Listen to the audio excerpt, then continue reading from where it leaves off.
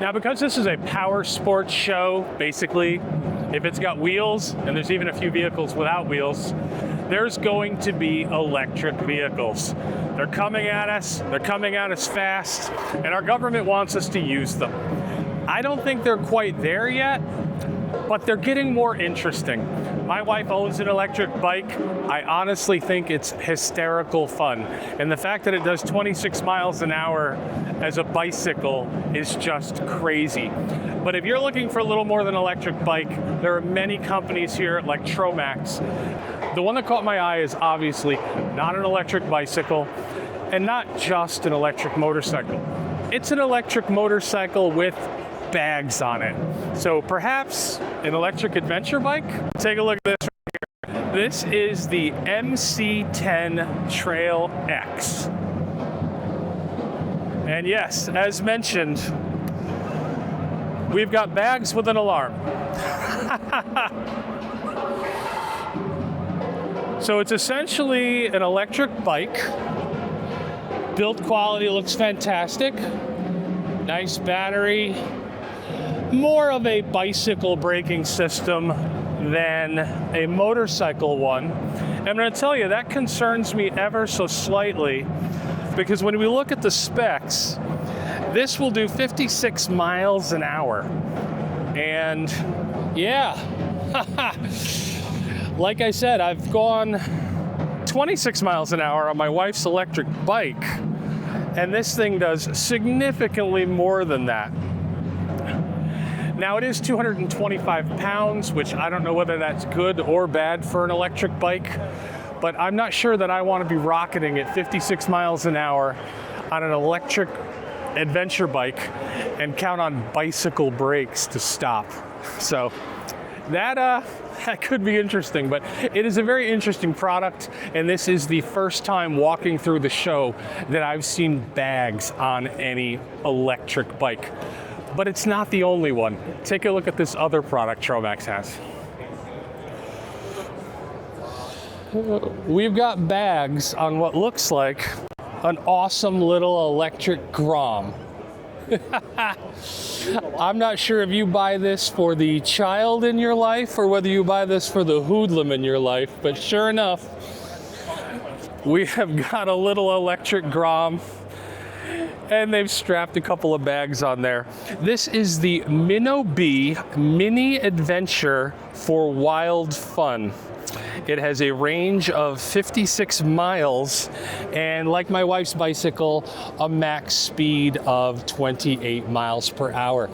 Interestingly, this bike is only 5 pounds lighter than the MC10 Trail X, and that's pretty surprising. Now, I'm not sure how many electric bikes I'm going to look at, probably only the ones that are truly different and interesting like that. But it's good to see that since our government overlords are going to be forcing us electric, it's good to see that people are trying to turn them into more than just a bicycle. Throw some bags on there. If only someone could come up with a better battery. I mean, we've only been developing batteries for over a century. Sooner or later, we're going to have one that'll get us to go farther than 50 or 60 miles, right? Okay, it's been exactly 5 minutes since I looked at my last electric motorcycle, and I had to stop. I absolutely positively had to stop. I'm here at Velocifero, and a gentleman came over, gave me my spec sheet, and explained that they have many Italian designed scooters, and they do have some very stylish scooters in the back. But obviously, I'm not Swabby G, so I'm not interested in scooters. I'm interested in motorcycles or motorcycle similar vehicles, and they have one right here that caught my eye. This here is the Velocifero Jump Scrambler, and this looks like something I would want to take on some sand. This looks like something I would want to take in some mud and just bounce around on. We've got a shock with a reservoir. We've got a direct drive electric wheel, meaning I'm not going to get any sand in my chain. Honestly, those brakes look better than what were on the Dofang motorcycle earlier. This thing's just cute.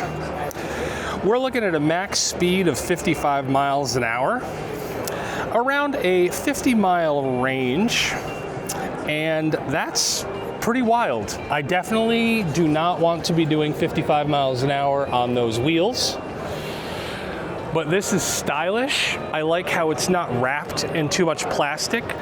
It looks like a design that was, let's put what they need on it, no more, no less.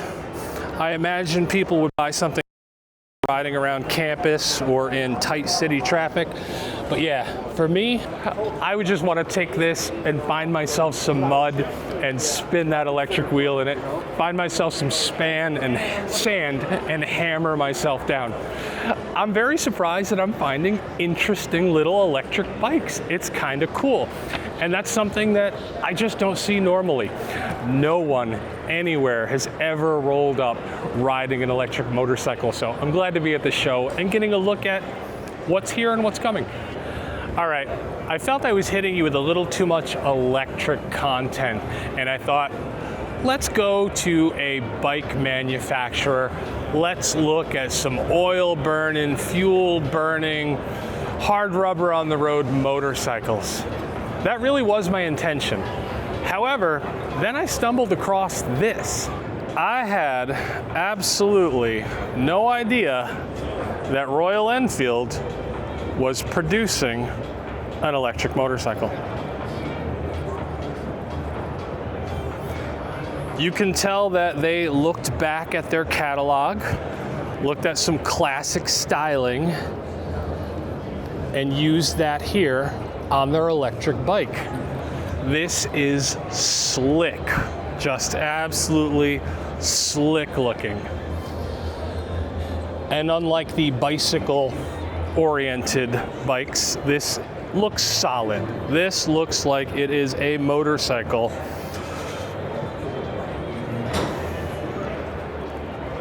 Inspired design. Pretty wild. That is something else. I mean, the parts are still lighter than we would find in a motorcycle. And if I had to say, this is not exactly going to be a production vehicle that'll make it out in a lot of places, but pretty cool. I absolutely love the retro design we have here. Nice big TFT screen, nice full-sized grips. So when you're on the bike, this is going to have a definite motorcycle feel. This is going to have a very definite Royal Enfield motorcycle look. Even coming at you, look at that light. Very interesting suspension here in the front. Definitely different, definitely unique. All right, I promise we'll eventually find something that runs on gasoline. I just don't know how long it'll take.